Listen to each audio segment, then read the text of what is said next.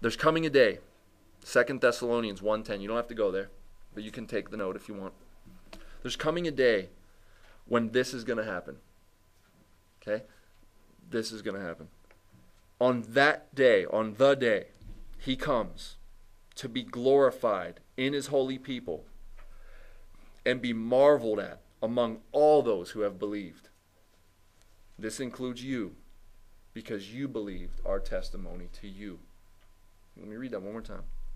On the day he comes, why is he coming? To be glorified in his people and to be marveled at. What does it mean to marvel at something? It's just what I was saying earlier.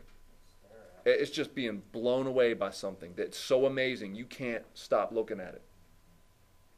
And we get little glimpses of this all the time. Whatever turns your head, Jesus is coming, and we're going to be blown away by him, the essence, the source.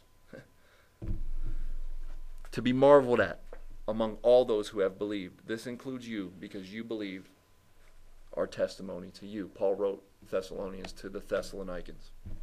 Okay, so Romans 11 says this: from him, through him, and then to him are all things. To him be the glory forever. Amen. What this verse is saying is everything I've just been saying. God creates all things. He's the source. All things came through him. More specifically, who's the through? Jesus Christ. And not only did they come through him, but he sustains them all by his powerful word. Why? To him. From him, through him, to him. Everything. You. Your job. Your money. Your wife. Your kids. Your husband. Your, name it. Money. Whatever. All things. From him, gift. Through him, back to him. Right? What's interesting is the Bible often speaks like this. From dust you were taken, who can finish it? To dust you'll return. You took nothing into the world, you'll take nothing out of it. Okay, that's not Bible. That's something we say all the time. Your parents usually say it, right? Brought you into this world. It's one of those deals. Okay? The body returns to the earth from which it was taken, and the spirit returns to the Lord who gave it. Okay? You are living and breathing right now because God has given you his spirit. Spirit, like life. The word for spirit in the Greek is pneuma, and it means breath, wind. And Genesis says that Adam was a lifeless being made out of the dirt. And then it says, and God breathed into him the breath of life.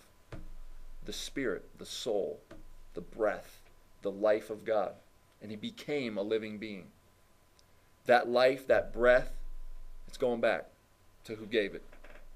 Okay, from him, to him, through him are all things. And they're all for his glory. That's why he did everything. He did everything for his glory, but he let you share in the glory so that you could enjoy it, be blown away by it, talk about it, and one day be fully in it. In fact, Romans 8 says that we're going to share in this glory. Like our new bodies are going to be glory. You remember Moses in Exodus 33? He went up to the mountain and God's like, I'm going to go with you. And Moses is like, if you don't go with me, I'm not going. And then what does he ask? Something amazing. What does he say? Let me see your glory. The creator, a man, Moses, is like, okay, let me see it, man. Let me see your glory. Think about that. The creator of all things is standing before you in whatever form he manifests, and you are like, all right, let me see it. Let me see your glory. And what is God's response? You remember? He's like, look, you can't see me. If you see me, you will just... If the electric cables can make someone disintegrate... See what I'm saying? You can't see me, Moses. But here's what I'll do. He says, I'll let my goodness pass before you. I'll put you in this little piece of the rock here. And when I pass by, I'll remove my hand. Now, God doesn't have a hand. He's saying it in a way that Moses can understand it. I'll remove my hand and I'll let you see my hind quarters or my back, the tail of my glory. Sort of like, shooting star. The star's up here in the tail. That's the deal. Like, I'll let you see the tail of the glory. I'll pass by, and then I'll take my hand off and I'll let you see the trails, Moses.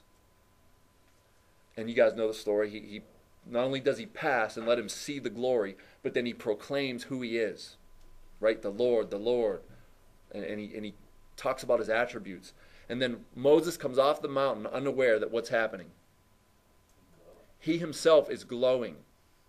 Read it. Exodus 33 and 34. Yeah, there you go. Charlton Heston, right? Turns white. Glory. Just from him being in the presence of the glory, he himself sort of shared in the glory. And the people were freaked out by him. Like, dude, you're glowing. And then he put, what'd you say? I missed it. And then he puts a veil over his face. I missed it, yeah. He puts a veil over his. What? Oh yeah, yeah, yeah. You're right. Yeah, he didn't see the full deal. Yeah, and he was glowing. Okay, and the people were like, "Dude, you're freaking me out." He puts a veil on, and then he goes back into the presence of God. He takes the veil off, sort of recharges, and then he comes back to the people, and he's glowing again. That's going to be us someday. That's what I'm pointing at here. Okay, we're going to be Moses, but it's going to be constant. We're going to be constantly in his presence with new bodies and able to just suck it in. And I think that it's profound that Jesus says, look, I'm going to wipe away every tear from their eyes. There will be no more hurt, no more pain, no more death, no more crying, because the former things have passed away. I'm making all things new. Okay, and part of that newness is going to be just this capacity to be able to experience the glory. And let me tell you, you're not going to get bored.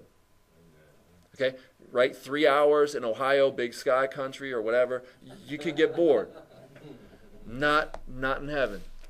You'll never get enough of the glory. Capital G. We will be forever blown away. That doesn't seem possible to your little mind, and it doesn't seem possible to my little mind, but it's going to happen. If God is infinite, he has infinite glory. And by just us being creation, we're not infinite, so we cannot fully experience him if he is really eternal and infinite. Infinite's no end, right? We had a beginning, and we won't have an end. All right, so I think we're finished. For from him and through him and to him are all things. To him be the glory forever. Amen. All right, let me stop.